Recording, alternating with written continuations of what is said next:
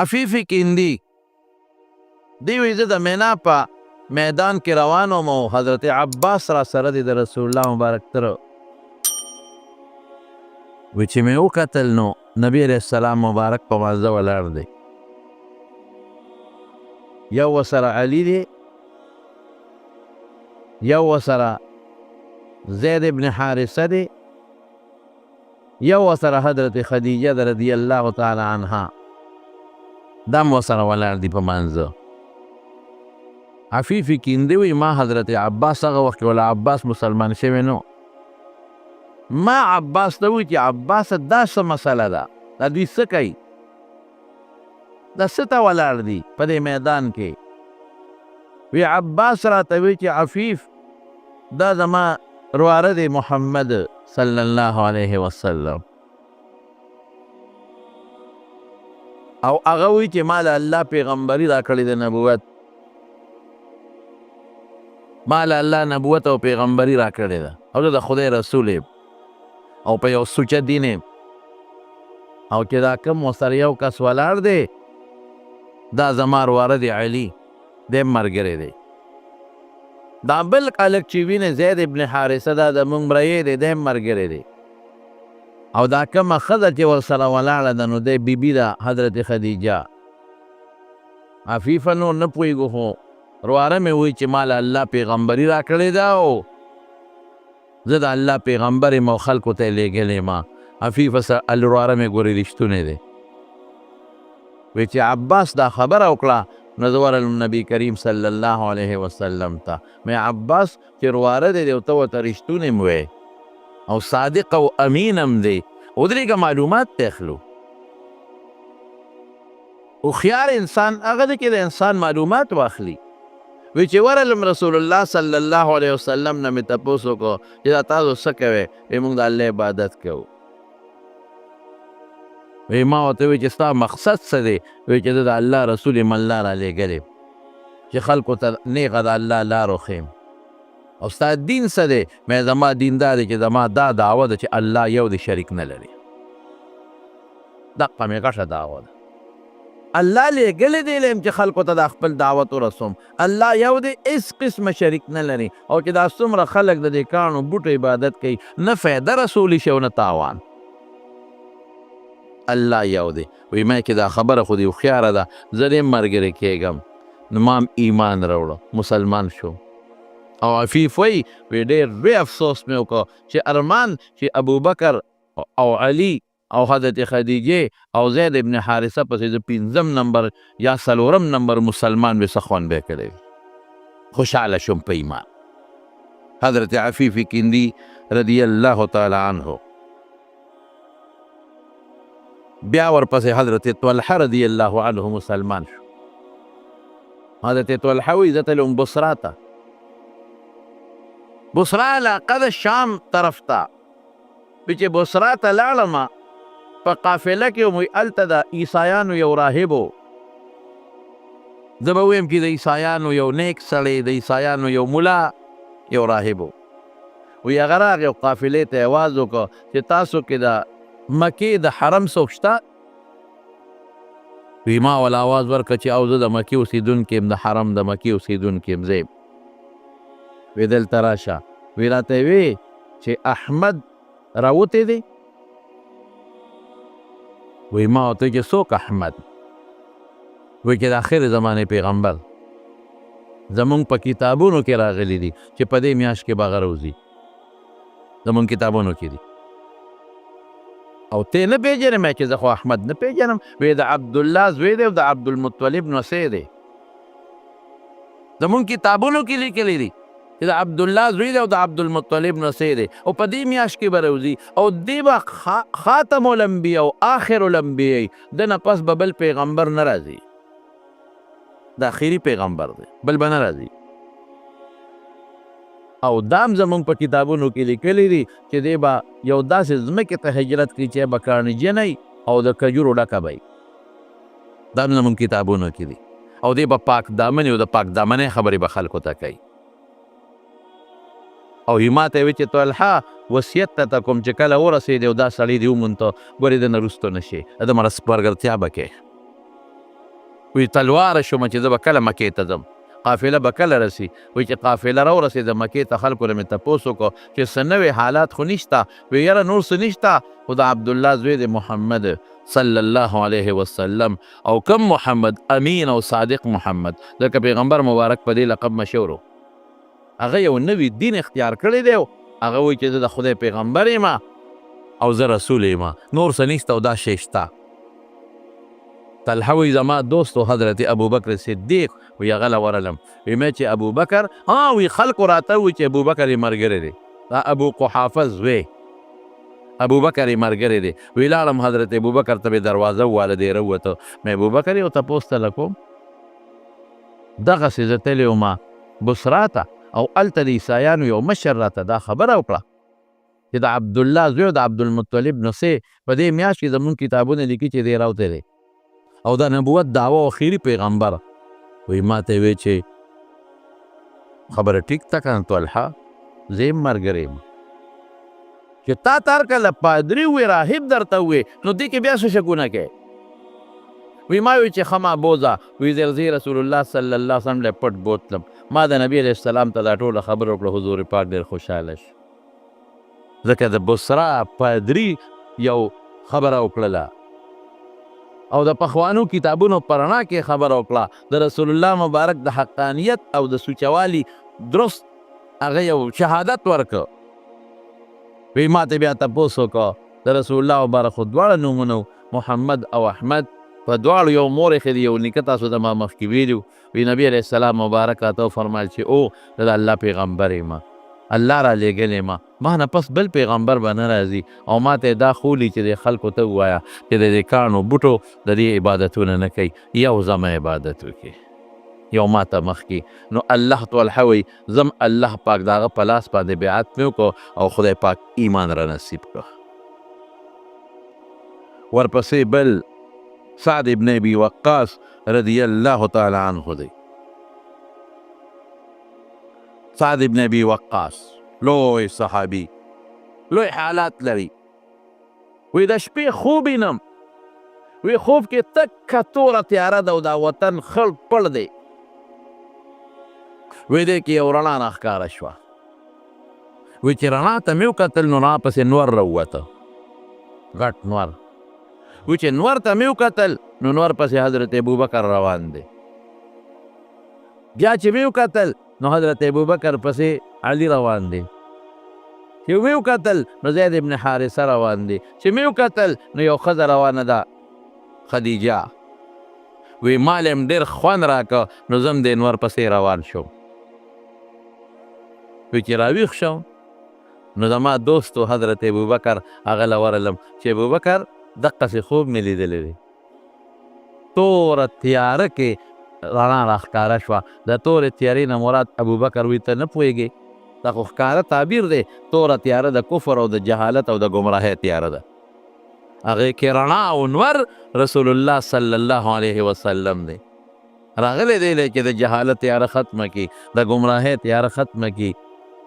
او زه ورپسې روان یم، تا ته پته نشته، علي ورپسې روان دی، تا ته پته نشته په دغه رڼا کې، او خدیجه ورپسې روانه ده، تا ته پته نشته، او زید ابن حارثه روان دی په دې رڼا کې، تا ته پته نشته، او الله تم موږ پسې رڼا ته را روان کړئ. نو ګوره سعد نور دویم سوچ پکې کې مه کوه. وی نیغې بوتلم رسول الله صلی الله علیه وسلم له، او ما دا خوب د دواړو جهانو مبارک سردار ته وی پې ډېر زیات خوشحاله شو. ګوره دا داسې څیزونه دي چې الله مسلمان ته ښیي چې دا رښتونی پیغمبر دی. الله انسان ته لکه اچوي چې دی به تیاره ختموي، جاهلیت به ختموي، ګمراهي به ختموي، او د هدایت او د ایمان رڼاګانې به خورئ. الله ښیي. سعد ابن ابي وقاص وی بس ما چې ډېره ښه ده، لاس مې د رسول الله مبارک په لاس کې ورکړ او کلمه شهادت مې الله ایمان را نصیب کړ. د ده نه ډېر لوی کار خدای پاک اخیستی دی.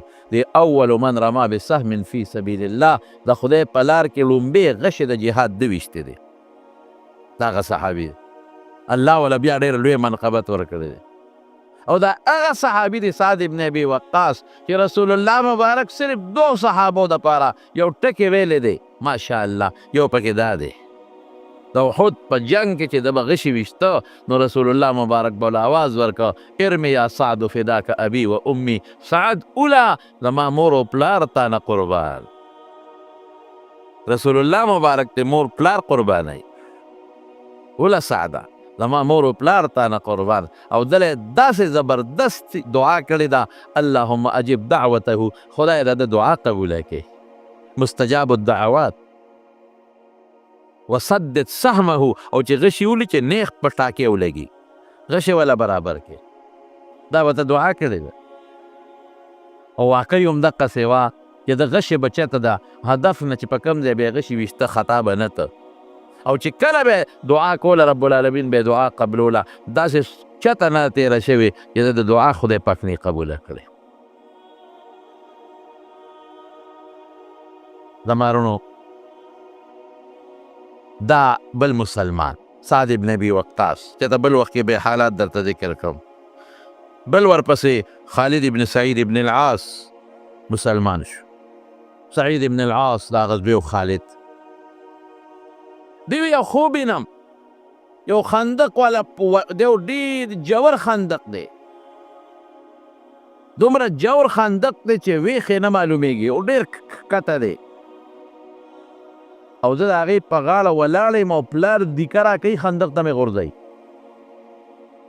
زما پلار سعید ابن العاص دیکه راکوي خندق ته مې غورځوي او چې دې کې شاته مې وکتل بس ور غورځوي مې نبي کریم صلی الله علیه وسلم راغی او دې د ملا نه کلک ونیمه او د خندق نه یې راښ کړم پلار مې حق دک حیران شو او غصه کې ما ته ګوري چې ته خو ما غورځولې ته خو د بچ کړې دې کې د خوبه راویښ شو ابو بکر مې دوست و د هغه خواله لاړم حضرت ابو بکر صدیق لا مې ابو بکر دغسې خوب دی وی خالده اوس هم نه پوهېږې اوس هم نه پوهېږې چې دا خندق څه شی دی دا د دوزخ خندق دی دا د اور خندق دی دا د کفر او د ګمراهۍ خندق دی او پلار دی په هغه دین کلک دی ور غورځی دی او چا بچ کړی د خندق نه محمد مصطفی صلی الله علیه وسلم اوس هم نه پوهېږې وی په دې خبرو موږ دواړه یو بل سره لګیا یو چې رسول الله صلی الله علیه وسلم په لاره تېرېده مې چې ابوبکر تا له مشورې له راغلی وی هغه به دله خوښوم چې ځان له مې څه خوښ کړي دي راځه وی نبي علیه السلام مبارک له ورغلم ورته ودرېدم وی دا خوب مې ورته وویل چې خالده دې کې د سوچ ضرورت څه دی دې کې څه ضرورت دی را سوچ ته هوښیار سړی قابل سړی او پوه سړی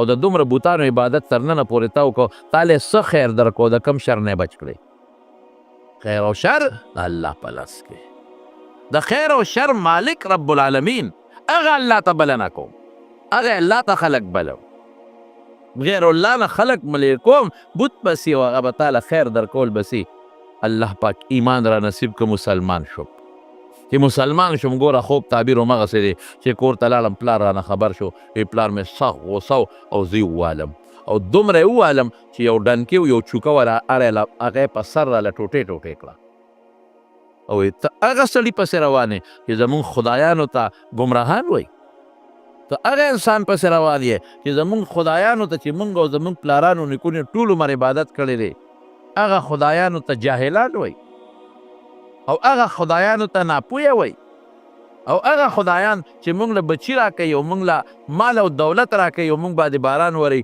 وایي دا هېڅ هم نشي کولی سړي پسې روان یې اوهو خوب رښتونه دی بابا ته خو ما کندې ته غورځوې خیر او شر څوک ورکوي الله ورکوي بچي الله ورکوي او هغه بوتان چې د ځان نه مچ نشي شړلی تا له به څه خیر درکړي تا نه به شر کوم ځای نه دفع کړي هغه بوت چې خبرې نشي کولی تا ورته چغې وه تا له اواز نشي درکولی نو چې اواز نشي درکولی ته چغې ورته وه ځان نه مچ نشي شړلی ځان نشي بچ کولی تا ودرولی او ته حفاظت کوې ستا به څه حفاظت وکړي بابا ته خو واقعي ما کندې ته غورځی بابا مسلمان زه مسلمان شم که ته واپس خپل د پلار نیکه دین له کفر له رانلې خپل د پلار نیکه زوړ دین نه نو پرېږدم دی چېته کور کې دی نه پرېږدم جامې در نه وباسم او شړم دی مې بابا خوښه دی خپله ده وی زما د کور نه وځه نو پلار وشړله ویم والم وینې کړم په سر یې راله چوکه ماته کړه د کور نه یې وشړلم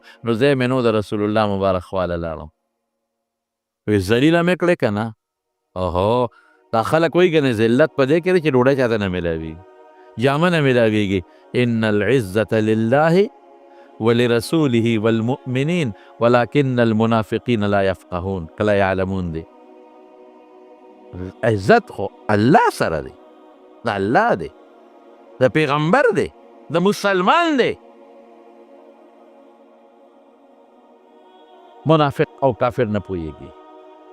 وی بیا پلار مې ناجوړه شو، زه خو یې کور نه وشللم، نه یې پرېښودم. وی پلار مې چې ناجوړه شو نو قسم یې وخوړو چې که زه له دې بیمارۍ نه پاڅېدم نو زه به دا سړی وجنم کوم چې زمونږ د خدایانو بد وایي. دا دین به ختموم، دا به میټاوم، او د دې دین د میټاولو دپاره بل علاج نشته چې دا مشر وله مړ کړم. وایي چې ما ته د اطلاع راورسېده نو بیت الله ته لاړم او لاس مې الله ته اوچت کړه. نو خدای پلار زما یو خوا پلار دی بل خوا پیغمبر دی، یو خوا ته او یو خوا پلار دی پروردګاره. او پلار مې دا قسم کړی او جاهلیت د خلکو قسم خو بل شانتې ومې ای چېته ماته و. الله پلار مې دا قسم کړی دی خدایه که دې بیماری نه یې پانسې، دې بیماری نه رب العالمین اوچت نه کړي. ځکه زه لوی ازمایش کې پلار شړلی مې یم، جامې م رانیستې دي او وهلی مې یم، او بیا هم پلار دی او دا خبره به کوي خدای چې دې نه یې پانسې. ما زما دعا و د پلار مرګ و، خبره ختم، محفوظ شم، خپل کور ته واپس لاړم. خالد ابن سعید ابن العاص رضی الله تعالی عنه او بیا سیب د رسول الله مبارک خاص ملګری حضرت عثمان رضی الله عنه الله مسلمان. حضرت عثمان د ترور د مور خورې ده، د هغې سعده نوم دی، سعده. هغه سعده کاهنه وه، د کهانت دا شی ورته یاد و. جادوګر یو قسم دی، سحر یو قسم دی، او شاعره وه زبردسته. نو یې زه یو ځل د سعده کره لاړم، د ترور کره، د پلار د مور ته. نو چې لاړم یو څو شعرونه یې وویل. دا شعرونه دا مطلب و چې دین حق توحید والا دین دی او دا بوتان څه نشي کولی او نوی پیغمبر راغلی دی. وایي چې دا شعرونه یې وویل. نو ما ورته ویل چې ترورې دا ته څه وی؟ دا تا څه وی چې نوی دین دی او نوی سړی دی او دا پلار نیکه دین خراب دی او دا ته څه وی شعرونه دې راته وی؟ وی هغې راته وی چې عثمان یا عثمان یا عثمان لك الجمال ولك الشعر، یا عثمان یا عثمان یا عثمان لك الجمال ولك الشعر. ای عثمانه، ای عثمانه، ای عثمانه، تا له خو ډېر لوی ډول دی، تا له الله ډېر بې زینت او ډول درکړی دی او ستا یو شان دی، تا له به خدای یو شان درکوي. هذا نبي معه البرهان أرسله بحقه الديان وجاءه التنزيل والفرقان فاتبعه لا تغيا بك الأوصان. دا یو پیغمبر راغلی دی، یا عثمانه دا یو پیغمبر راغلی دی، معه البرهان دلیل ورسره دی. دلیل څه شی دی؟ قرآن دی. دلیل معجزه ده، دلیل د هغه ښکلي صفتونه دي. ارسله بحقه الدیان، او دیان ذات په حق را لېږلی دی. شعرونه وایي وجاءه التنزيل والفرقان، د خدای حکمونه ولا راځي او قرآن چې فرق د حق او د باطل کې ام ولا را روان دی. دا د فتبعه عثمانه د تابع شه او تا دی لا تغیا بک الاوثان، بوتان دی گمراهان نکی، یا لا تغیا کل اوثان، بوتان دی تا گمراه نکی. و چې دا مې واورېدل نو ما ورته چې ترورې څه وی؟ تا څه وی؟ وی چې عثمانه زه پوهېږم تا ته پته نشته، محمد د آخر زمانې پیغمبر دی صلی الله علیه وسلم او رښتونی پیغمبر دی. ما ته علم دی، ما ته پته د رښتونی پیغمبر دی او تا د عزت خاوند دی په خپل قوم کې، د لوړ قد قامت خاوند دی په خپل قوم کې. پام کوه بل خوا لاړ نه شي، ورشه ملګری شه، ملګرتیا وکړه. ترورې څه وی؟ ما ته پته ده، ما خبره منې که نه، رښتونی دی که نه، دروغجن نه دی. او ما ته چې کومې د پخوانو کتابونو نه او د خپل علم نه کومې نښې ښکاره شوي دي نو دا رښتونه دی. حضرت عثمان وی لاړم حضرت ابوبکر سره د خاص دوستانه وه.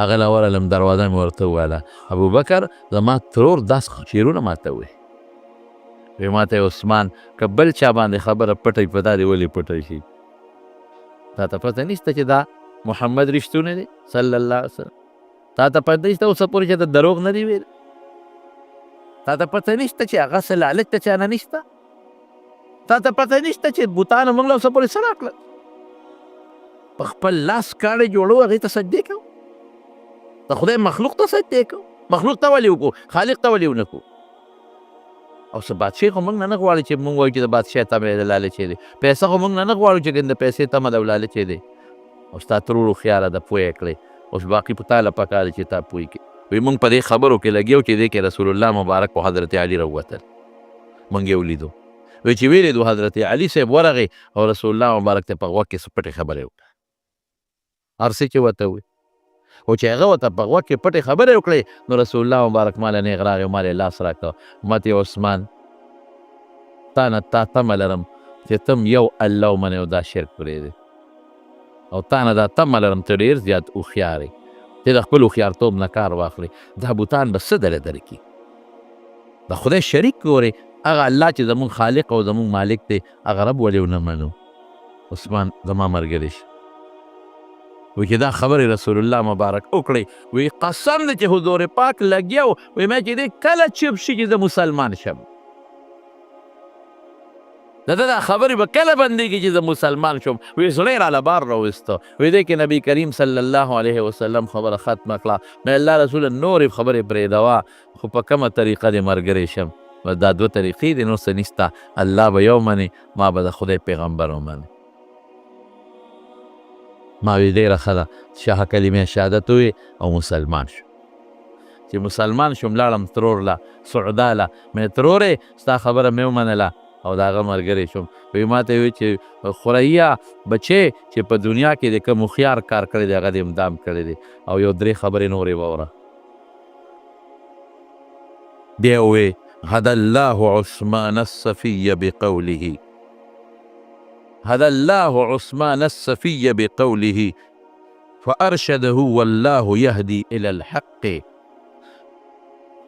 فتابع بالرأي السديد محمدا وكان ابن أروى لا يصد عن الحق وأنكحه المبعوث إحدى بناته فكان كبدر مازج الشمس في الأرض فدا لك يا ابن الهاشميين مهجتي فأنت أمين الله أرسلت بالحق یلا سوی دا سعوده وی الله عثمان ته هدایت ورکو هغه عثمان چې پاک دامنو په خپل قول سره په خپل خبره یا د پیغمبر په خبره الله هدایت ورکو او واقعي عثمان پاک دامنو حضرت عثمان وی ما په جاهلیت کې هم چې ته ګناه نه ده کړې دا د پلیته ګناه چې ورته وایي او الله تعالی حق طرف ته ولا هدایت ورکو مخې ولا ورکړه نو په خپله هوښیار سوچ او فکر د محمد صلی الله علیه وسلم ملګری شو او د اروا د مور نوم یې اروا دی د اروا زوی چې دی د حق نه منې نه شو د حق ملګری شو او بیا ولا المبعوث رسول الله مبارک وانکحه المبعوث احدى بناته لورې ولا ورکړه دا یوه هغه وخت کې بله یې ولا بیا ورکړه وکان کبدر مازج الشمس فی الارض داسې شوه لکه د څوارلسمې سپومې نور چې دواړه یو ځای چې ځمکه روښانه کړي الله اکبر او دا سعوده بیا څه وایي فدن لکه یبن الهاشمیین مهجتي ای د هاشمیینو بچي روح مې درنه قربان زما روح درنه قربان فانت امین الله ارسلت بالحق ته د خدای امینې او په حقه دنیا ته لیږلی شوی حضرت عثمان خدای مسلمان کو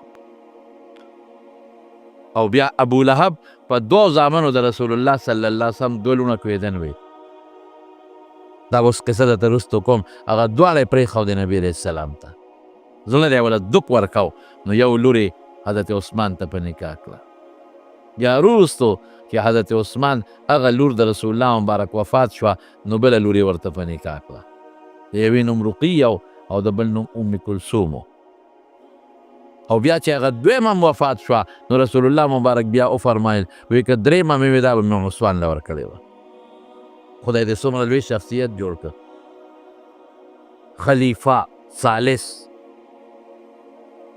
او د حیا نمونه اشدهم فی امر الله عمر واصدقهم حیاء. رسول الله مبارک فرمای اصدق پټولو کې رښتونه ابو بکر دی. اشدهم فی امر الله عمر، د خدای په دین کې سخت عمر فاروق دی. او اصدقهم حیاء عمر، رښتونه حیادار او عثمان حضرت عثمان دی. هم خدای مسلمان کو. بیا حضرت عمار ابن یاسر او حضرت صہیب دواړه را روان دي اسلام لا. دی وخت رسول الله مبارک دار ارقم کې دی. دواړه یو بل سره میلاو شو د ارقم د کور مخې ته. یو د یو نه تپوس کې سکے، بل د بل نه تپوس کې سکے. عمار صہیب تی صہیب سکے او دا صہیب اصل کې د عراق د علاقه دا د روم نو غوري. خلک صہیب رومي وای، مشهور هم په صہیب رومي دی. دا د عراق د علاقه خو دې ماشوم چا تختول روم ته. پخوا به د ماشومان تختولو، بیا به غلامان کړه او خرڅول به، نو روم ته تختولو. نو روم کې اوسېده، نو د روم نه راوتښتېد مکې مکرمې ته، نو خلک صہیب رومي ورته وایي. اصل د روم نه روم ته چا تختولی و. شاعر وایي سلمان ز فارسو، سلمان ز فارسو، بلال ز حبشو، صہیب از روم. سلمان ز فارسو، بلال ز حبشو، صہیب از روم. ز خاک مکه ابی جهل اینچ بوالعجب است. صہیب روم نه راوتښتېد، بلال د حبشې دی، سلمان د فارس او د عراق اوسېدونکی دی، او د مکې د ښار د خاورې نه ابوجهل جوړ دی. هغه وګوره او دا وګوره، عجیبه خبره ده.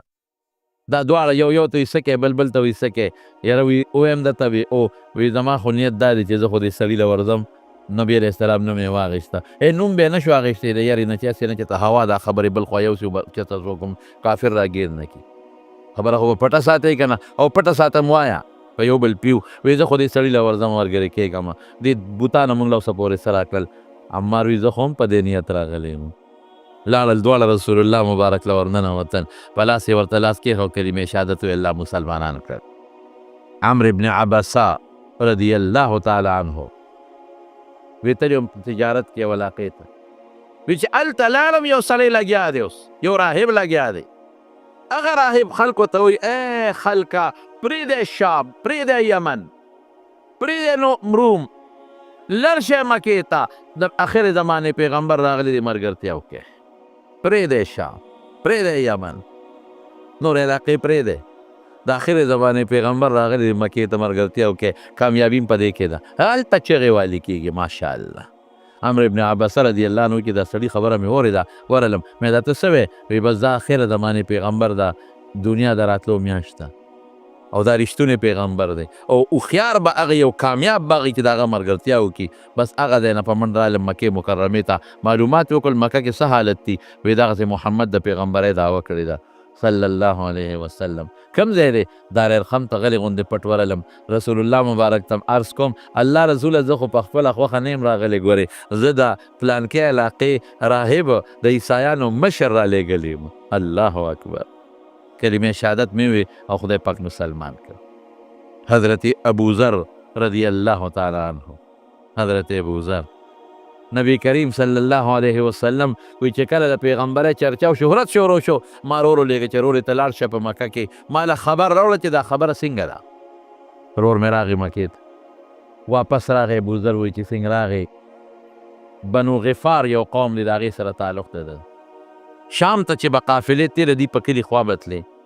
وی چې رور مې راغی ما ته وی چې رورې خبره درسته ده، یو هلک د پیغمبرۍ دعوه کړې ده او څوک یې مخالف دی او څوک یې ملګري دي، خو مکه کې دشمن ډېر زیات دی.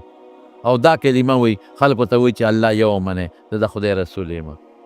بس او دقه مې واورېده. وی رورې خبره دې څه ډېره مضبوطه راونړه، داسې خبره دې راونړه چې زما د زړه تشفي پې حاصله شي او زما زړه پې مطمئن شي. په خپله ځم. یو بتکې و د اوبو مې ځان سره واخېسته او یو ګوډې مې غاړې ته واچو، پکې مې خوراک سامان واخېست چې مکې ته رالم. چې رالم چې اندازه مې واخېسته، خلک یې ډېر دشمنان و مخالف و. یارېدم، غږ مې نه کو. بیت الله سره کېناستم. خلک به حج عمرې له راتلل که نه، د مسافرو به خدمت چا کو؟ د حضور پاک د قوم خلکو بنو هاشم. وی ماښام و ډډه مې والې و دی کې حضرت علي راغی وی ما ته مسافر مې او ډوډۍ دې خوړلې ده نه راځه ما پسې علي مخکې زه ورپسې م کور ته یې بوتلم روټۍ را باندې وخوړه شپې را باندې وکړه خو نه ده څه ووې نه ما څه ووې ما یارېدم مې هسې نه ځان د دې پیغمبر په دشمنانو کې څوک یا په دا کور کې را باندې را کښېنلي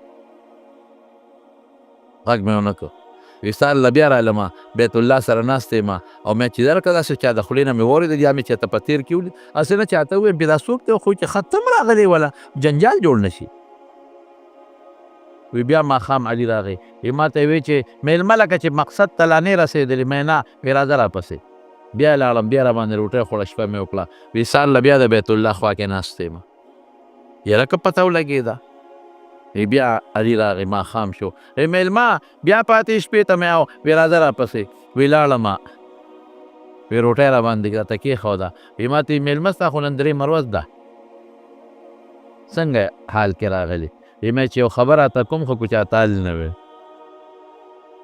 دومره یاره پړه پرته ده څوک نه خبری وی چې نه چاته مې غوږ نه کومه ښه زه خو د بنو غفار قوم نه مغه علاقې نه راغلی یم او ما اورېدلي چې دلته کې یو هلک د پیغمبرۍ دعوه کړې ده معلومات اخلم چې دا رښتونی دی که دروغجن دی وی ما ته وی بس کار وشو که خیر غم مه کوه زه به دې ورسره میلاو کړم وی شپې را باندې وکړه او وی سهار وختي ما ته وی دلته ښه په ارام کښېنه چې غږ به نه کې دې وخت کې نشم بوتلی ځکه دشمن یې ډېر دی غرمه خلک اوده کېږي نو چې غرمه خلک اوده شي نو په دې غرمه کې به دې بوځم خو ګوره چې ما سره ځې که نه نیغ به ما پسې راځې ته به ما سره نږدې نه دی چې څوک پوه نه شي چې دی ملګری دی ګورې او که تا زه پوه شوم چې څوک مخې له رالل او زه په تا یریږم نو زه به یا دیوال ته ودرېږم یا به متیادو ته کښېنم ته به نه ودرېږې ته به نیغ ځې چې څوک پوه نه شي چې دی ملګری دی وی په دغه چلې نبی کریم صلی الله علیه وسلم له رسوله حضور پاک په دار ارقم کې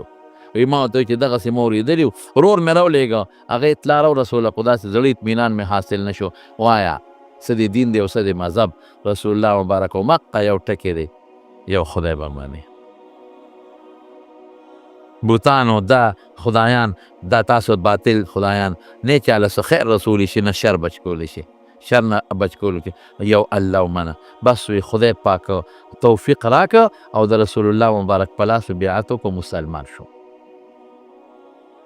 وی چې مسلمان شوم وی رسول الله مبارک راته وفرمایل چې ابوذر ځه جندب یې خپل نوم دی جندب وی ما ته وی چې ابوذر زه خپل کلي ته واپس د دې وخت کې د ما ډېر زیات دشمنان دي او انشاءالله یو وخت کې به الله دین غالب کي نو چې دین کله غالب شو نو بیا راځه مې چې والله که صبر شوه دین رښتونی دی او زه به صبر شم ګورې د اسلام یو عجیبه طاقت دی که نه دا درې ورځې چې اسلام پکې نه نو یارېده غریب چا دی د خولې نه غږ نه شي ایستی او چې اسلام راغی بیا څه وایي کلي ته ځم ولې دا رښتونی دین دی قسم په الله والله ورځم او د دې مشرکانو کافرانو په دا منځ کې چغه وام او راغی د بیت الله خواله او چغې وواله اشهد ان لا اله الا الله و اشهد ان محمدا عبده و رسوله او چې دا چغې وواله بس خلک پرې راټول شو او وال ټکول شروع شو غریب دومره او دومره چې بېهوشه شو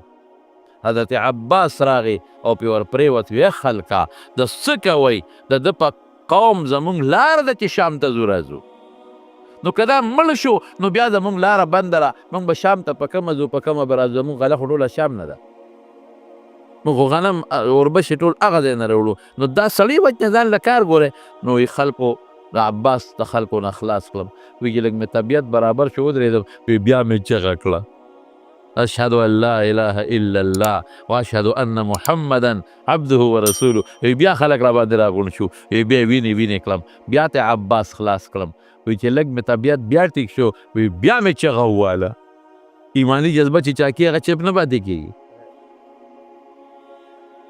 ایمان نشته نو پټ دی غریب درې ورځې غږ نه کوي ایمان راغی بس ایمانی قوت او ایمانی جذبه دا پټه نشي پاتې کېدی د اوچته زور کوي وی په درېیم ځل مې بیا اواز وکړه وی بیا خلک رالل او وی راګیرې کړمه وی بیا ته عباس صاحب چې ظالمانو ګورې که مړ شو په کومه به دی وی عباس ته خلاص کړمه رالم نبي کریم صلی الله علیه وسلم ته ډېرې راته وجالل ټول وجود مې د وینو وینو شوړ پوړ دی ډک دی. ما ته ابوذر زما ومنه خیر دی، تا خپل حق ادا که، لږ صبر کوه، زه خپل کلي ته اسلام به یو وخت غالب کې بیا راځه. هغه ابوذر نه خدای څوک جوړ کړل؟ اوهو ابوذر د رسول الله صلی الله ټول صفتونه په صحابو کې خواره پراته دي. د سخا صفت په عثمان کې پروت دی، د زور او د طاقت صفت په عمر کې پروت دی، د قضا او د فیصلو صفت په حضرت علی کې پروت دی، او د دنیا نه د رغبت چې دنیا سره مینه نشته، محبت نشته، هغه صفت په حضرت ابوبکر کې پروت، ابوذر کې پروت دی. ابوذر به بس مال دولت جمع ګناه ګڼله په دې صفتو، او د پیغمبر علیه السلام نه کوم حدیثونه چې اورېدلي بس ابې خلکو ته وې، خو که چا به ښکلې جامه چولې دی به ورغې، او بوډا سپین ګیری و په مدینه کې به اوسېده، ابې وټساو هی د خدای نیک بخته دا جامې دې نوې چولې دي، دونه ژوند دې شته په دې خو 15 جوړې کېدې غریبانانو له به دې ورکړې وې که که چا به خشته کور جوړ کړی و دې به دروازه به یې ورته وویله روبن دا دې څه جوړ کړی دي؟ دا مې کور جوړ کړه. ته به دې کور کې اوسېږې که نه قبر له به ځې؟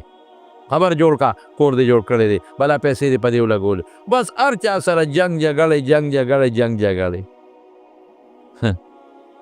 حضرت ابوبکر صدیق زمانه وه هم تېره شوه، د عمر زمانه هم تېره شوه، د حضرت عثمان زمانه و جنګ زیات شو، خو چې چا سره پیسه وه دی به ورته جګړه، خو چې چا بس دکان کې سودا درهم او دنانیر، درهم کیو من النار، په دې به اور کې داغ میلاویږي درته. ښه عثمان صاحب دته وی ابوذر لاسې وکړه چې لاړ شه شام ته، هلته کې حضرت معاویه رضی الله عنه بادشاه هلته ده، هلته معاویه صاحب له شام ته ولېږه.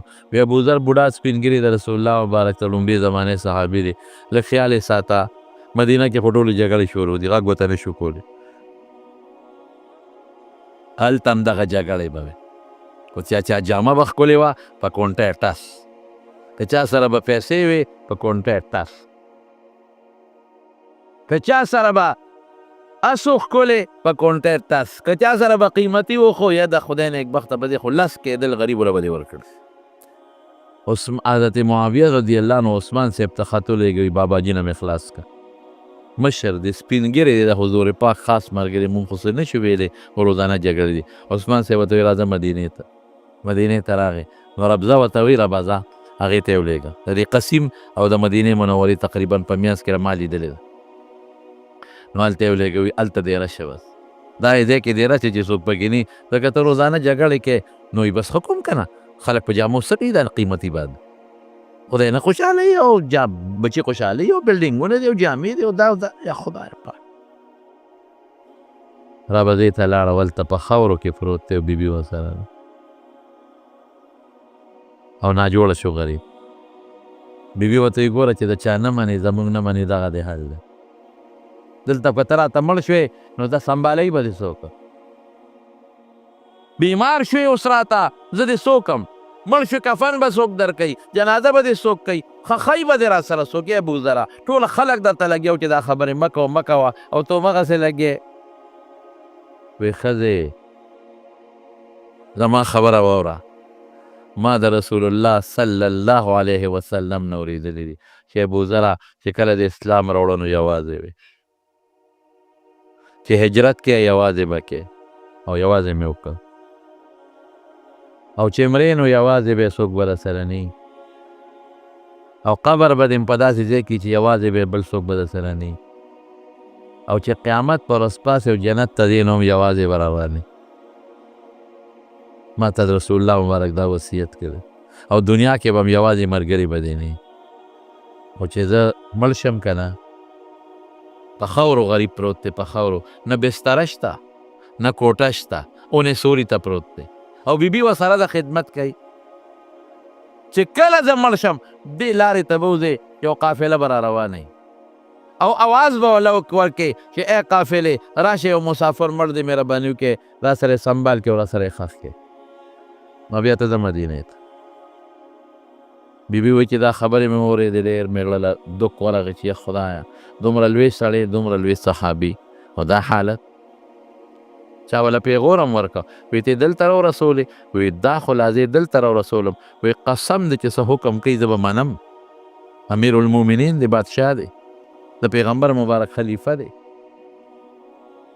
دی کې څه ووته د غریب په هغه خاورو د پاسه د خاورو په بالخ او د خاورو د پاسه ښځه یې وایي چې لاړم ووتم لارې ته کوز شوم د ده د وصیت مطابق رښتیا یو قافله را روانه وه قافلې له مې اواز ورکړ هیرونو یو مسافر دلته راته مړ شو د خدای په خاطر راشئ او دا را سره سنبال کې کفن دفن او جنازه وکړي هغې وایي ښه خورې مسافر دی هېڅوک نشته نه مسلمان هله چې ورشو قافلې والا زر رالل چې ویې کتل اوهو دا خو ابوذر دی او خلکو پېژانده که نه دا حضرت ابوذر غفاري دی رضی الله تعالی عنه دا دلته څه کوي اوهو دا خو موږ له غنیمت دی د ده خدمت د ده قبر د ده دفن هغه ځای کې ول هغې قبر ورته نسته کفن دفن یې وله ورکړ او په هغه ربضه کې دفن کړ دې قبر له تنې ما لیدلی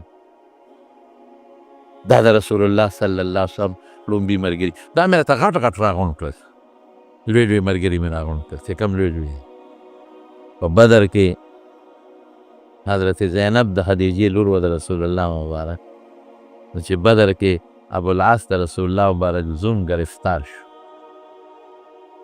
دا هغه زمانه وه چې د مسلمان او د کافر منځ کې نکاح جایزه وه څه خبره نه وه مخکې نکاح شوې وه نو چې کله ابوالعاص گرفتار شو نور کافران هم گرفتار شوي وو نو صاحب من رسول الله مبارک صحابو سره مشوره وکړه فیصله په دې وشوه چې د بدر چې څومره قیدیان دي دا به پرېږدو خو دوی به فدیه ورکوي جرمانه به ورکوي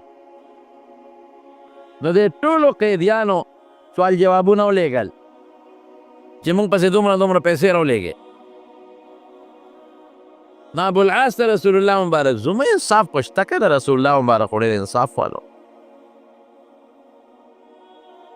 ابوالعاص ټولو سوال جوابونه ولیږل او فدیې راغلې ډېره دلچسپه او دلسوزه خبره ده چې فدیې راغلې رسول الله مبارک ته یو مخکې کوله صاحب دا د فلانکي دا د فلانکي دا د فلانکي دا د فلانکي وی دا د ابوالعاص زومې دی دا د هغه فدیې ده کافرو جنګ کې نیولی شوی چې ابوالعاص فدیه را مخکې کړه نو په هغې فدیه کې یو امیل پروت و دې وخت کې د رسول الله مبارک دا لور د ابوالعاص بیبي لا مکه کې وه امیل پروت بس نبی علیه السلام پوه شو دا امیل د رسول الله مبارک د لورو د ابوالعاص ته بیبي او دا هغه امیل و چې حضرت خدیجې د واده په وخت کې د خپلې غاړې نه ایستې او زینب ته یې په غاړه کې اچولې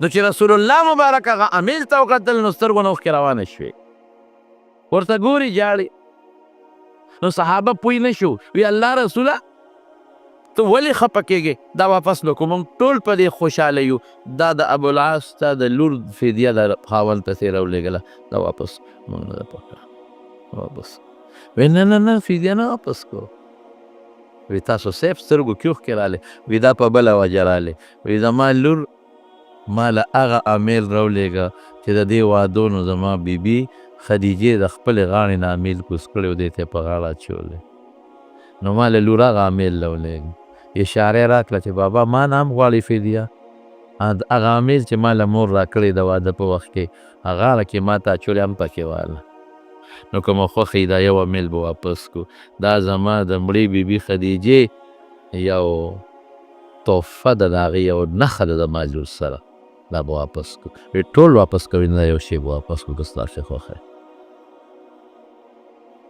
حضرت خدیجه مبارکه ښځه وه رسول الله مبارک فرمای په ټولو ښځو کې بهترینه ښځه خدیجه ده دینه بهترینه بله نشته او د هجرت نه 3 کاله مخکې د نبوت 10 کالو تقریبا څه لږ غوندې اختلاف پکې شته خو دا راجح قول دی 10 کاله د پیغمبرۍ نه پس دا وفات شوې ده او مکه مکرمه کې چې کوم قبرستان د جنت المعلا ورته وایي په هغې کې دفن ده قبر یې اوس هم په هغې کې شته د نبی علیه السلام مبارک سره د حضرت خدیجې رضی الله تعالی عنها تقریبا عمر د رسول الله مبارک هغه وخت کې 25 کاله چې دی په نکاح اخیستې ده، 25 کاله.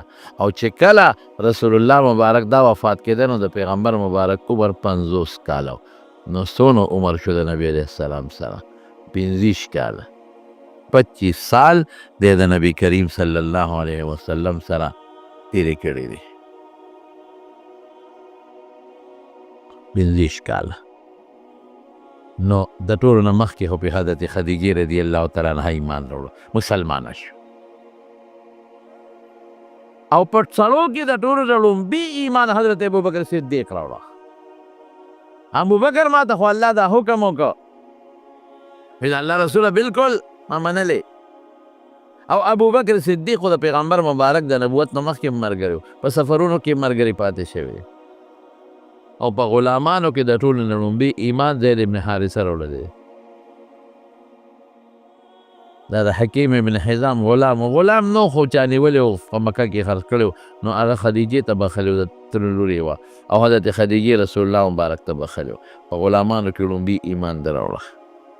او په نابالغو هلکانو کې لومړي ایمان حضرت علي راوړه. حضرت علي رضی الله عنه د ابو طالب زوی و. یو زمانه کې په مکه کې قات راغی او د ابو طالب بچي خو ډېر و. نو حضور پاک حضرت عباس ته وی تره ته وی عباس کاکا باندې ابو طالب باندې ډېر لوی حالت خراب شوی دی، په حد دی او حالت یې ګډوډ دی، ما تا ورسره امداد نه کوو؟ عباس وی ډېره ښه ده وبکو مدد. نو عباس او رسول الله مبارک ابو طالب له لاړل. دا د نبوت نه مخکنی خبره ده، لا نبي علیه السلام ته پیغمبري او نبوت نو میلاو شوی پرپسې لا. نو ابو طالب ته وی چې مونږه کاکا تا سره مدد کوو. نو عباس ورور د رسول الله مبارک ترو تا سره مدد کوو، مونږ باندې څه بوج راواچوه، ځکه دې وخت کې ته غریب شوي او قحط د ځمکو آمدنونه هم ختم شوي دي، نو تا مدد کوو. نو ابو طالب نبي علیه السلام ته وی ښه داسې وکړه د علي ته ځان سره واله دې ته بوځه، د ده تربیت کوه. او عباس ته وی جعفر ته بوځه دی بل زوی او عقیل ما ته زما د خدمت لپاره پرېږدی. نو علي رسول الله مبارک سره بس ماشوم ورسره لوی شو. نو علي ته وی علي دغسې مسله ده. هغې وی ما ته خو بلکل معلومې چې ته رښتونې، دویمه خبره پکې نشته، دویمه خبره نشته په دې کې. خو که لږ اجازت راکړې پلار سره لږه مشوره وکړم څنګه به تا نه به یېرېده. هغه ډېر تکړه سړی و، شریف و نفس انسان و ابو طالب. څنګه دې خوښه ده؟ وی ورشه مشوره وکړه. کور ته لاړ. وی بابا وی زما د تره زوی چې دی محمد صلی الله علیه وسلم هغه خو چې ما له خدای پاک نبوت او پیغمبري راکړه او ما ته دعوت راکړه، ما یې ورېږه بابا سره مشوره کوم. بچې مشورې ته ساجت دی، الله ورځه ملګري کېږه ورسره. راغی وی پلار د طرف نه اجازت میلاو او نبي علیه السلام ورته څه وایي؟ یاره وی پلار سره سلام مه کوله، مه خبره وه، هسې نه جنجال جوړ نه شي. وی نه نه خدای به خیر کړي. ورغی وی ښه ملګري کېږه. نو دا 4 کسان بیا مسلمانان شو.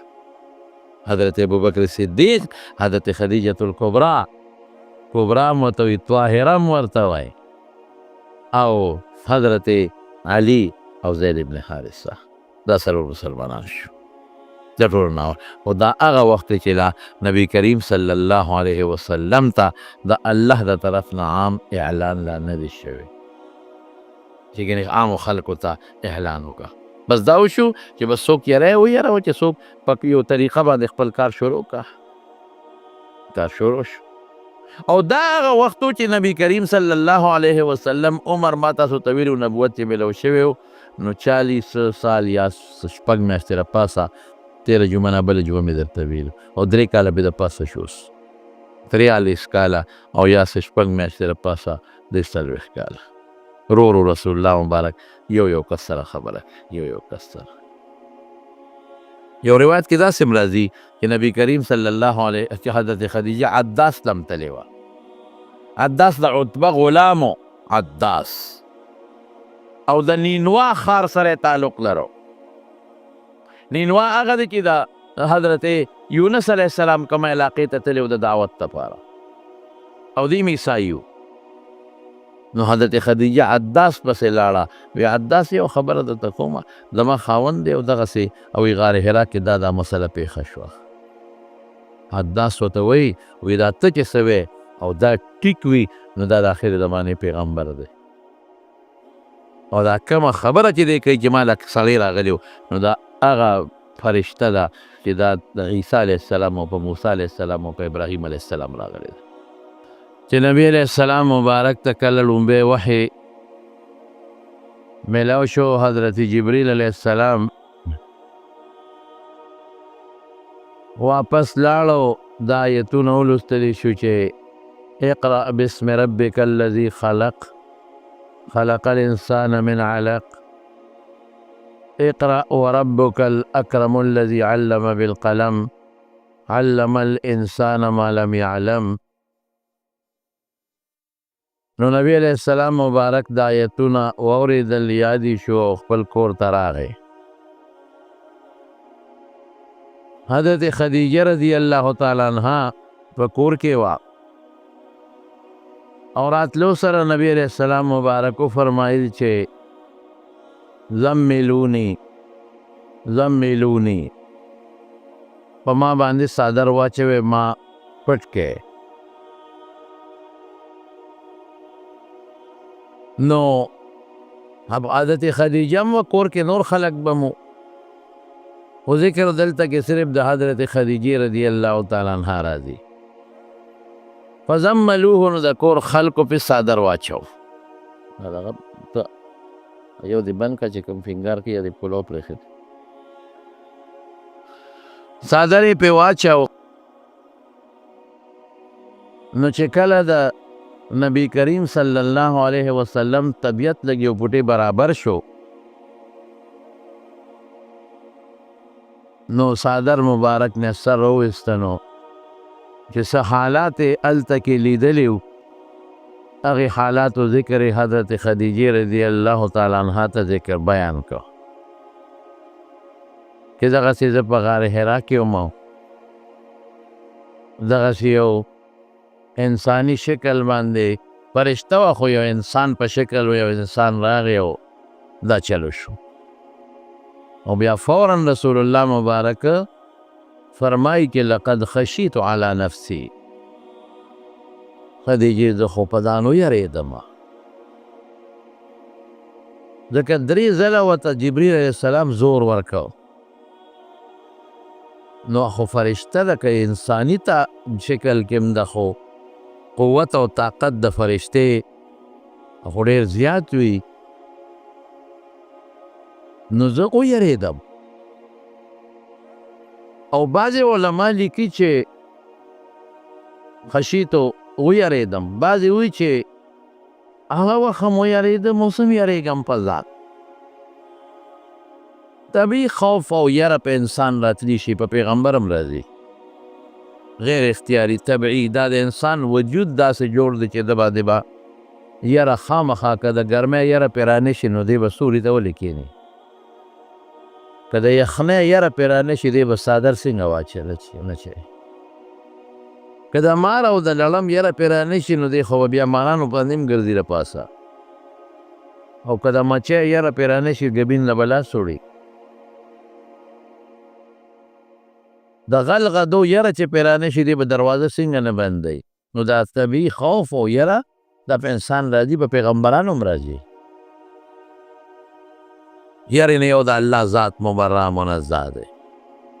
حضرت موسی علیه السلام چې کوم وخت کې د الله په حکم کونټه وغورځوله په کوه تور کې او د هغې نه اجدها جوړه شوه، د موسی علیه السلام یو څو قدمو په شا منډه کړې. فاوجس فی نفسه خیفة موسی، الله ویله کې یره راله، یره یې محسوسه کړه او فوراً الله ورته وی لا تخف، یره به نه کې مه یېرېږه، انه لا یخاف لدی المرسلون، پیغمبر چې ما سره بیا ولاړ بیا به نه یېرېږي. ابراهیم علیه السلام چې کوم وخت کې او بیا ورته الله وی کونټۍ ته لاس کا، امار جوړ شوی لاس یې کړه واپس کونټۍ شوه. او چې کله ابراهیم علیه السلام له هلکان رالل، قوم به د بد عمل کو، خدای پاک دې مسلمانو ساتي. د هلکانو دا ګناه. نو هلکان په ښکلي شکل ابراهیم علیه السلام له رالل، هغه ونه پېژندل، هغه وی دا انسانان دي، فرشتې وي. نو قرآن شریف کې رب العالمین فرمایي چې دا شی قرآن شریف کې ابراهیم علیه السلام فرمایي چې فما لبث ان جاء بعجل حنیذ، بس فوراً فټافټ یې ورته یو اسخیر وید که، حلال یې که وریتې که او روی له مخکې کېښود. فلما رأى ایدیهم لا چې ابراهیم علیه السلام وکتل چې میلمانه خو دې له ګوتې نه وړي. هغه زمانه کې غل ډاکو چې به د چا کور ته م ورغې خوراک پې نه کو. دې زمانه کې یو غل ډاکو چې غلا له شپې ورشي، چا په کور باندې لومبې په پرج ورشي. اکثر د اخبارات لیکي که نه پرج نه ټول خوراک وخوړاو، کېناستو، بورچې خانې ته ورسې، ګرم کړل، ویې وروسته یې غلا وکړه. هی به خوراک نه کو. نو ابراهیم علیه السلام مړه کې یره راله چې دا خدای څه مسله پېښه شوه. نو قرآن شریف کې الله فرمایي فلما ذهب عن ابراهیم الروع، هغې ورته وي موږ ستا د الله د طرف نه استاد یو او تاله دلته رالو، خو زه د لوط علیه السلام قوم اړو، بربادو، تباه کوو. نو فلما ذهب عن ابراهیم الروع یجادلنا فی قوم لوط، چې کله ته یاره لاړه نو موږ سره بیا یعنی زموږ فرشتو سره باز شروع که چې مه کوې مه کوې مه کوې. ابراهیم ډېر صابر او اواه حلیم. الله وی مونی خدای پاک ته زاری زاری کوله. یاره ګوره یاره په ابراهیم علیه السلام څومره لوی پیغمبر دی. لوط علیه السلام نه چې کله لاړل د ښکلي شکل هلکانو په شکلونو، نو قوم په دغه ګناه پسې ګرځېدل. برالل د لوط علیه السلام کور ته راغله. لوط علیه السلام پریشانه چې خدای خو میلمانه دي، ښکلي دي، ښایسته دي، خو دا زما په کور کې به دا ګناه کېږي. الله نه یو درخواست وکړ لو کان لی بکم قوه او آوي الى رکن شدید. یا خدایه که خپل طاقت مې وی یا قوم مې وی، خپل طاقت وی یا قوم مې وی، دا زما د میلمنو بېعزتي زما مخکې کېږي. او ورته وایي هغه هلکانو ته چې دا ګوره زما د قوم دا جنکې زما لوڼه دي، حلاله نکاح وکړې، دا ګناه مه کوې. هغوی په ارام کښېنه، انک لتعلم ما نرید، موږ چې څه غواړو تا ته پته ده. هغوی ورته وایي موږ فکر مه کوه، لن یصلو، موږ ته ګوتې هم نشي راوړی، موږ د خدای استازي، تماشا کوه. خو چې یو معمولي غوندې لاس یې وړه، خو ټول په سترګو وړاندې شو. هغه وخت کې لوط علیه السلام هم په زړه کې هیبت او یره محسوس کړه. نو پیغمبر باندې فطري طبع یره په هر چا راځي. ما خو درته ووایي چې د ګرمۍ یره رانشي بیا به سوري له څنګه منډوې. دا خو لیونی سړی وي چې په هغه یره نه راځي، نه په ګرمۍ پوهېږي او نه په یخنۍ پوهېږي. پیغمبر خو ماشاءالله په عقلمندو کې عقلمند، د هوښیارانو هوښیار. خشیت علی نفسي په ځان ویرېدم چې خدای دومره اجنبیان خلک دیدن ته تر غاړه سم، زور یې راکړ، خو ولې رانه وبېدې. او یا یریږم په ځانو سم کې دا بار بار راځي، دغه زورونه راکوي، دا خو زما صحابه به ازر څه کوي. حضرت خدیجه ډېره زیاته هوښیاره وه. ودې کله فکر چې ونه کړي، ښځه دې ته وه انک لتصل الرحم وتحمل الکل، تحمل الکل وتعین على نوائب الحق وتکسب المعدوم. ته خو ډېر ښه انسان یې، ته خو صله رحمۍ کې خپلوانو سره، ته خو خلکو سره پیټې بوجونه اوچتې، ته خو د قرضدارانو قرضې خلاصې، ته خو د خلکو جرګې کې روغې راولې، ته خو چې چا نشي روغ شوي ټولو هغه روغې پسې ورله ګرځئ. فقیرانو سره مدد کې، کونډو سره مدد کې، یتیمانانو سره مدد کې. والله لا یخزیک الله ابدا، قسم په خدای چې چرې به دې خدای رسوا نه کړي. الله علما لیکي دې نه معلومیږي چې چا کې ښه اخلاق او ښه صفت وي، دې به خدای د رسوایۍ نه ساتي. او چې چا کې ښه اخلاق او ښه صفت او مخلوق سره ښېګړې کوي او بد ور سره نه کوي، د ده به رب العالمین حفاظت کوي. تاکه دومره ښکلي صفتونه دي، هر چا سره ښه اخلاق، رښتیا، دروغ نه وي، دوکه نه کوي، د هر چا سره مدد کوي، مرسته کوي، چرې به د خدای رسوا نه کوي. خو صفات او خو اخلاق والا خدای نه رسوا کوي، چرې به د خدای ذلیله نه کړي، الله به د هر وخت کې مدد کوي. او چې دا چا سره حمایه کې دا خپلوان دا به دې ملګري دا یتیمانان فقیران به دې ملګري دا قوم به دې ټول ملګري کې چې فکر ونه کړې او چې دا ټوله قصه یې ورته وکړه. حافظ ابن حجر رحمت الله علیه په فتح الباري کې یو واقع نقل کړې ده، اگر چې روایت مرسل دی خو بهر کیف حضرت خدیجه ورته څه وایي؟ وایي دا ته چې څه وایې که نه، وایي ابشر خوشحاله شه، ابشر ما یفعل الله بک الا خیرا، تا سره به الله بې د خیر نه بل څه نه کوي. او بیا وتی ابشر فوالله انک لرسول الله حقا، مبارک مبارک مبارک ته د خدای رښتونی پیغمبر یې.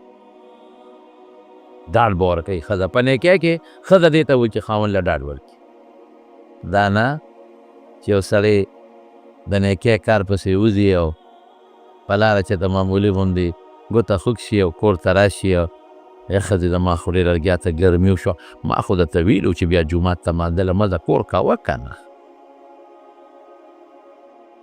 ما خو درته ویلي مده. زمونږ خلک دا چل کوي، ږیره پرېږدي څنګه د ما سره څنګه ښکاري، مورې بچې ځان په ځوانۍ کې بوډا کې پلار دیم چې بوډا شو پرېښوده، پلار دیم چې بوډا شو پرېښوده، بچې دا ښکلې مخ ته دې ښایسته څنګه ځان نه دې بوډا جوړ کړه، او خدایه دا زموږ میندې دا زموږ ښځې ده. ښځه هغې ته وایي چې په نیکۍ کې چا سره مدد وکړي، ښځه هغې ته وایي چې په الله او د رسول په رضا کې د سره مدد وکړي، لکه حضرت خدیجه رضی الله تعالی عنها چې وه، دې ته ښځه وایي.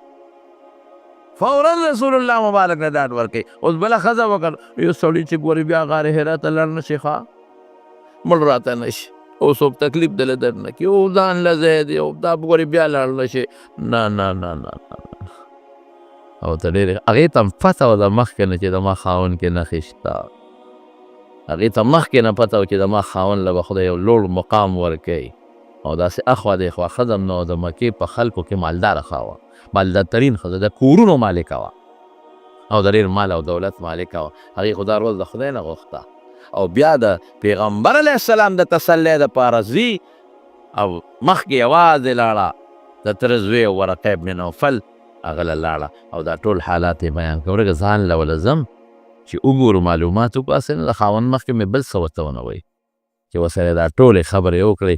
ورقه ورته مبارک شه خدیجې خاوند نه د خدای لوی شخصیت جوړ کړه. نو بیا راله واپس نو رسول الله مبارک سر مبارک صادر نه اوچت کړی او پاڅېدلی و، دې سره خو یې مخکې ټولې خبرې وکړې. نو بیا راله ورې صبر وکړه زه ځم راځم. نو بیا دلته رسول الله مبارک هم بوته ورقه ابن نوفل له، دی د تره زوی د پخوانو کتابونو ملا و، عیسایي شوی و، دغه جاهلیت زمانه کې عیسایي او هغه ته څه وایي ورقه ته؟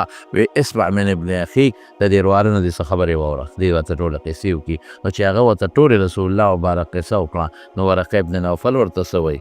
او ورته وایي وی ذاک الناموس، دا چې تا له څوک راغلي و دا څه پیری نه و، دا هغه فرشته وه چې الله په موسی علیه السلام نازله کړې ده، دا فرشته ده. او ارمان چې زه جمدی یم او تا د خپل قوم د وطن نه وباسي، زه به دې مدد وکړم، انصرک نصرا مؤزرا، مضبوط مدد به دې کوم. ارمان چې زه جمدی. نو رسول الله مبارک خو د یو ډېر لوی قوم سره تعلق لره، هغه هم مضبوط او په قوم او مخرجي یې خو ته ما به وباسي، ما له ښوونکي جوړېږي، ما به وباسي. او ورته څه وایي ورقه؟ وایي او دا ته چې کومې خبرې کوې دا خبرې چې چا هم کړي دا جنجالونو ته پېښ شوي دي، ملا تړه. او یو روایت کې داسې هم راځي چې ورقه ابن نوفل ورته څه وایي؟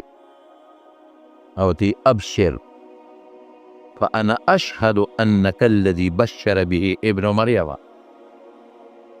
ابشر خوشحاله شه، انا اشهد انك الذي هغه کس بشر به ابن عیسی چې بشر به ابن مریم کې د مریم زوی عیسی علیه السلام د چا متعلق پیشنګویي ورپام ته ومبشرا برسول یأتی من بعد اسمه احمد. عیسی علیه السلام ما نه پس بل پیغمبر به راځي، احمد به ورته وایي، هغه هم تی وانک نبی مرسل. واه واه، پیغمبر الله نه لیږلی شوی. او بل ورته څه وایي؟ وانک تؤمر بالجهاد، تا ته به د جهاد حکم هم کېږي. نبی آخر الزمان صفات به ته معلوم و، تا ته به د جهاد حکمونه به هم کېږي.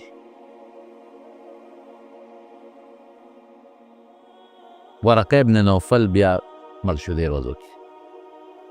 د پیغمبر علیه السلام د دعوت نه چې الله ورته د دعوت حکم نه و کړی، هغې نه مخکې وفات شو.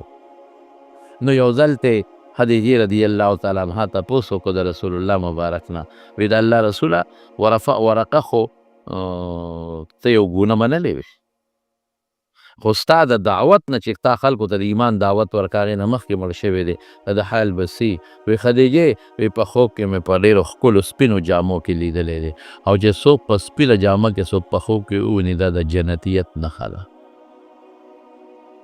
دې وجې نه علما لیکي چې ورقه مسلمانو، خو لیکن مونږ دا نشو ویلی چې لومبي مسلمان و. مونږ چې حضرت ابوبکر صدیق ته لومبي مسلمان وایو، نو په دې بنیاد چې رسول الله مبارک ته حکم وشو چې د خلکو ته د ایمان دعوت ورکړه، هغې نه پس لومبي مسلمان حضرت ابوبکر صدیق رضی الله عنه اولو صحابو کې. او حضرت خدیجه څومره بختوره، ماشاءالله څومره ډال په نیکۍ کې د ښځو صفات دا دی، زنانه چې اوري دا دی واوري چې خاوند سره په نیکو کې مدد کوي. جامې به ولینځي چې دا خاوند پې مونځ وکړي، څادر به ولینځي چې دا خاوند پې مونځ وکړي، جانماز به ورته ایږدي چې خاوند پې مونځ وکړي، اوبه به ورته جمع کړي ګرمۍ چې خاوند پې مونځ وکړي، اوړي کې به ورته یخې اوبه راودي او ډاډ به ورکوي هله سړیه شابه سار به یې پاسئ منځله، ښځه به خاوند پاسي، خاوند به ښځه پاسي. او زمونږ فقهاو لیکلي دي چې که نه پاسي اوبه دې لږې غوندې لاس کې راولي، نرۍ غوندې ترمکیا شانتې دې په مخ ورته داسې وشیندي په مخ باندې. خاوند دې ښځې له دا چلو کې، ښځه دې خاوند له دا چلو کې. هسې نه ګورې خیال کوئ د پیالې اوبه راولې ګریوان کې یو بل واچوي او جګړه جوړه نه شي. او دې زمانه کې اوبه ته هغه غټو څوکو والا کېړی لرې کې ګورې غزار سمدستي کوي، بچر جان لا ښځه غواړي. خدای ته وګوره بشیره، هر وخت به یې په ملا د چپړې غزار پروت او تا به څوک پاسئ سار وختي تهجد الله. دونه زوروره ښځه زه نه مونم چې تا یې سار ته خو ځان له د مرچو په سټه ناست دی. بهر کې زما وروڼو ښځه دا د ښځې صفت دی چې خاوند سره په نیکو کې مدد وکړي، خاوند ته به ډاډ ورکوي. حضرت خدیجه په ټولو ښځو کې لومبی مؤمنه، 3 کاله وحې بنده او 3 کاله. او داسې رسول الله مبارک تنګ شو، داسې په تمه وکړه چې بیا به کله راځي، کله به خو 3 کاله بنده وه. حکمتونه پکې دي، خو تاسو دپاره آسان حکمت ده چې رسول الله مبارک لږ مانوس شي، او که زر زر راځي نو دې هسې نه تکلیف ورته ونه رسېږي. لږ صبر، یو کار چې بنده سخت وکړي لږ انتظار بیا کوي. بل دا چې پرېږده چې دې خپله شوق کې شي او تمه کوي چې ولې نه راځي جبریل. وی کله به دومره تنګ شو چې په لاره به ته نو غر ته به وخته چې ځان رارغړومه، دومره به تنګ شو. نو جبریل علیه السلام به فوراً اواز ورکړه چې ما داسې مه کوه، انک لرسول الله حقا، ته خو د خدای رښتونی پیغمبر یې، پام کوه. 3 کاله پس بیا غار حرا ته تللی. غار حرا ته چې څنګه 3 کاله پس لاړ، څوک وی تلو کې او څوک وی راتلو کې، هغه فرشتې بیا ولیده په یو کرسۍ باندې ناسته وه، او دومره د هغې ښکلې وزرې او دومره ښایسته شکل چې صد الافق دا ټول د اسمان غاړه ډکه وه. نو رسول الله مبارک یو درز واورېد چې ویې کتل دا منظر یې وکته، نو څوک وایي واپسی کوي چې راته، څوک وایي چې ته نو واپس شو، غار حرا ته ونه رسېد او کور ته راغی. او بیا وایي دسرونې په ما څادر واچوی، څادر یې پرې واچو، یې څادر سینګ واچو. جبریل علیه السلام دروازې ته را رسېدلی نو آواز یې ورکړ یا ایها المدثرو، ای څادر اغوستونکیه قم پاسه. بس د راحت ورځې ختم، د آرام ورځې ختم. قم فاسه فانذر، خلک ویروه، زما د عذاب نه. وربک فکبر، د رب روی بیان کا، په خپله خلکو ته مو وایه. وثیابک فطهر، جامې پاکې وساته. ورجز فهجر، څنګه چې د اوسه پورې د بوتانو نه ځان ساتلی دی دقسې وروسته هم ځان وساته. د الله یو عجیبه شان دی، په ټول قرآن شریف کې الله پاک پیغمبرانو ته په نامه آواز کړی. یا آدم اسکن انت و زوجک الجنه، آدمه تو بیبی د جنت کې اوسېږي.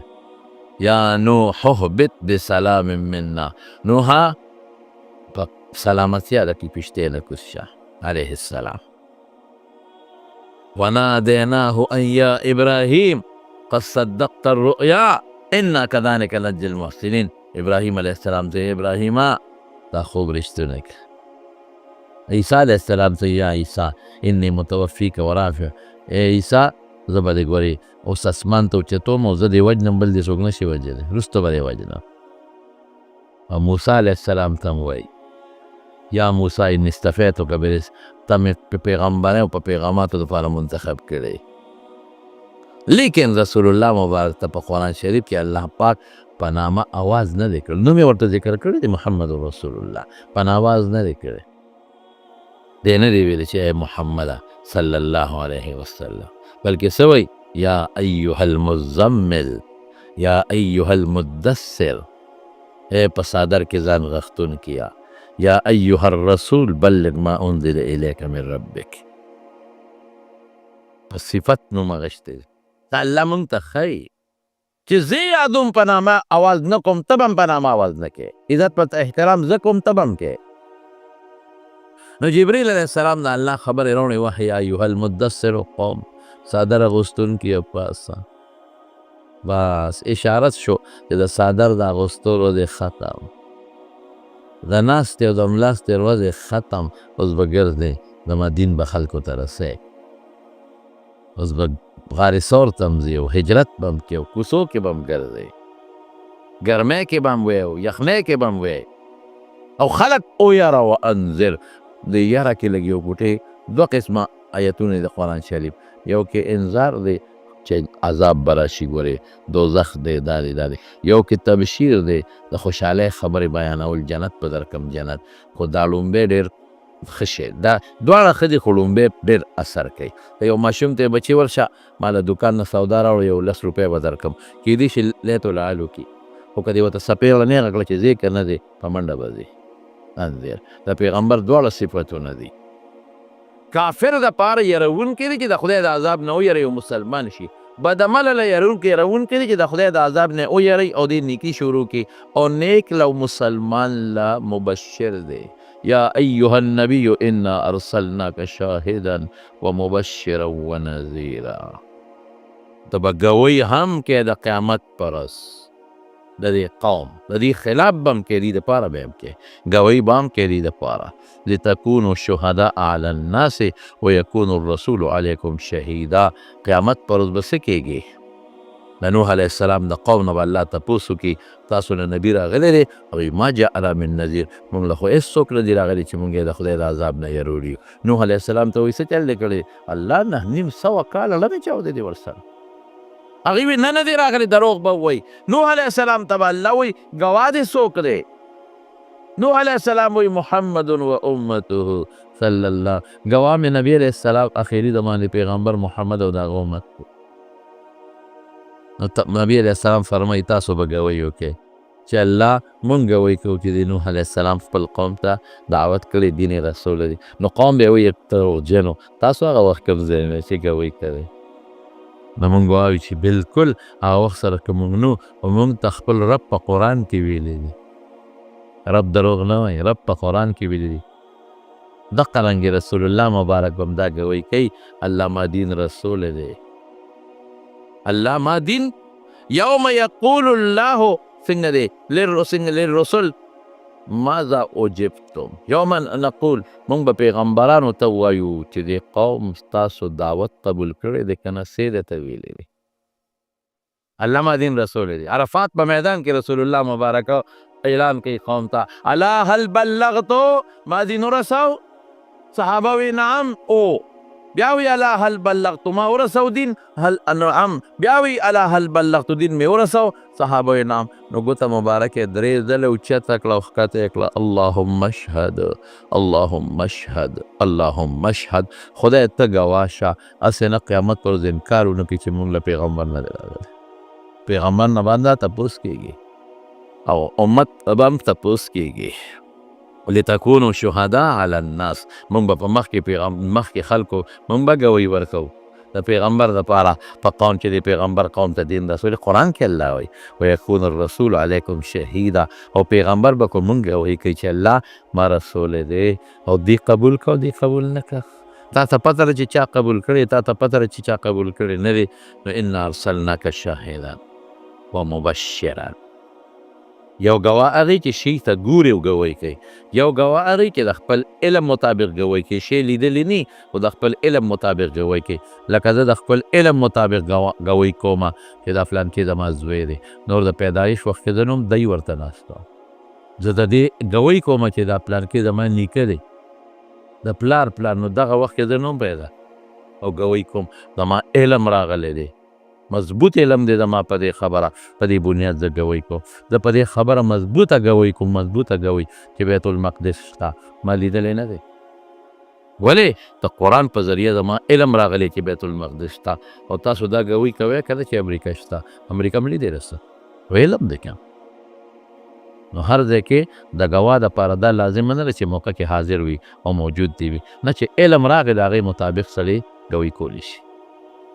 انا ارسلناک شاهدا و مبشرا، زیری ورکوونکی دی. څومره زیری راکړي دي موږ له تاسو له، و نذیرا یروونکی دی، و داعیا الی الله باذنه، د خدای په حکم به دعوت ورکوي، ځان نشي ورکولی، د الله په توفیق به ورکوي.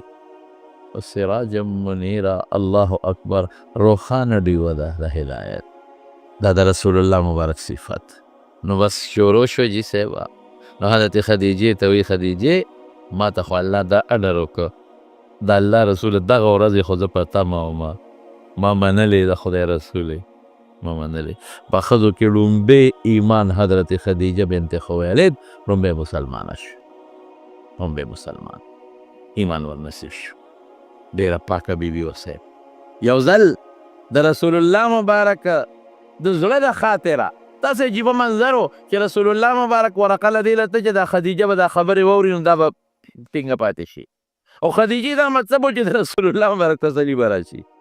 د هغې مطلب دا و چې ما ته خو پته ده ورېږه ورقه له بوزم چې له ده تسلي راشي، دا زړه نه هیبت وځي. نو چې بار بار د جبریل ذکر به کوو، یو ځل ورته حضرت خدیجې وې چې د الله رسول ته یو کار وکړه، وایي که کله دا جبریل راغی تینې او زینینه نو ته به ما ته به وایې وی ښه. نو یو ځل جبریل علیه السلام راغی، خدیجې ته وی خدیجې جبریل علیه السلام راغلی دی، وی یو پوټې ته راشه ما سره خوا کې کښېنه زما دې غېږ سره. نو رسول الله مبارک راغی، نو د رسول الله مبارک خدیجه غېږ سره کښېنه، نو خدیجې خپل سر تور کو، پیغمبر مبارک ورته شاته هغه خو یې نه وي که نه، سر یې سر تور کو. وی د الله رسول اوس درته ښکاري؟ وی نه اوس نه ښکاري. وی مبارک شه فرشته د پیرې نه دی، دومره هوښیار بنیاده که دا پیرې اوس هم درته ولاړ و، دا فرشته د فرشته او فرشته سرتور ښځو سره خوا کې نه پاتې کېږي دې ته، او بیا د رحم فرشته رسول الله مبارک ډېره زیاته مینه ورسره. د دې په ژوند کې پیغمبر علیه السلام بله بیبي نه ده کړی د دې په زندګۍ کې، او ډېر زیات صفت به د حضرت خدیجې کوه. یو ځل حضرت خدیجې ته وایي دې نه لویه خبره نشته، وی ای خدیجې جبریل علیه السلام راغلی دی، تا له یو پیغام راوړی دی. الله رسوله څه پیغام یې راوړی دی؟ وی الله را لېږلی دی او رب العالمین وایي چې زما د طرف نه خدیجې ته سلام ووایه. دې نه لویه خبره به له کوم ځای کېدی شي؟ قرآن کې به الله جنتیانو باندې سلام اچوي، سلام قولا من رب الرحیم. لیکن په زندګۍ کې په ژوند کې رسول الله مبارک په واسطه او د جبریل علیه السلام په واسطه الله خدیجې ته سلام را لېږي. او بیا ورته څه وایي؟ وی بشر زیری وله ورکه، یو محل مې وله جوړ کړی دی په جنت کې چې هغه د یوې ملغلرې نه جوړ دی، هغې کې ټانکه او پیون نشته، هغې کې به نه شور او شغره وي، نه به پکې ستړیوالی او تکلیف وي، نه به پکې بیماري او ټینشن او پریشاني وي. الله په خپل دین ډېر خوشحالېږي. حضرت خدیجې د الله د دین لوبې خدمت وکړو. الله په خپل رسول ډېر خوشحالېږي. حضرت خدیجې د الله د رسول بېلوسه خدمت کړی دی. الله په ایمان ډېر خوشحالېږي. لومبی ایمان یې راوړلی دی. الله په دې خوشحالېږي چې د نیک خاوند د ښځه قدر وکړي، احترام دې وکړي، دې هغه کار کړی دی. الله په دې خوشحالېږي چې ښځه د خاوند له ډاډ ورکړي، دې ډاډونه ورکړي د دین په معامله کې، او د ټول مال رسول الله مبارک ته وقف کړی دی. او یو ځل حضرت عایشه صدیقه وایي رسول الله مبارک به د خدیجې ډېر صفتونه زما مخکې کول، نو بنې له خو به بنه کار ورځي که نه، او که نه چې بله بنه خفه کې د هغه بلې صفت ورته وکړي. یاره ډېره ښه ښځه وه، زما هغه مشره ښځه ابه مړۍ مقبره کې به پرته وي، یاره ډېره ښه ښځه وه، والله که دا جمدی برداشت کولی شي. هسې وي د هغې صفت کې، هسې موږ خفه کې وی. دا د ښځو فطرت دی. نو رسول الله مبارک د حضرت خدیجې صفت په دې خیال به نه کوو هسې به صفت کوو، څوک به یې خفه کول نه، صفت به کوو خدیجه داسې ده داسې ده داسې وه. نو عایشه بیبي ورته څه وایي؟ وایي د الله رسوله په دنیا کې جوړم دغه یوه بوډۍ وه بله نشته دی. همراه و شدقین بوډۍ دا وښکي اکثر سري که نه، دا وښکي دغه سرو وښکو نه دغه بوډۍ وه بل څوک نو. نبی علیه السلام انها کانت و کانت همدقه یوه ښځه وه همدغه و بل څوک نو. عایشې ما له خدای بچي را کړي دي که صرف یو ابراهیم دا د ماریې قبطیې بلې بیبي نه پیدا دی، او باقي چې څومره اولاد د رسول الله مبارک ټول د حضرت خدیجې نه پیدا.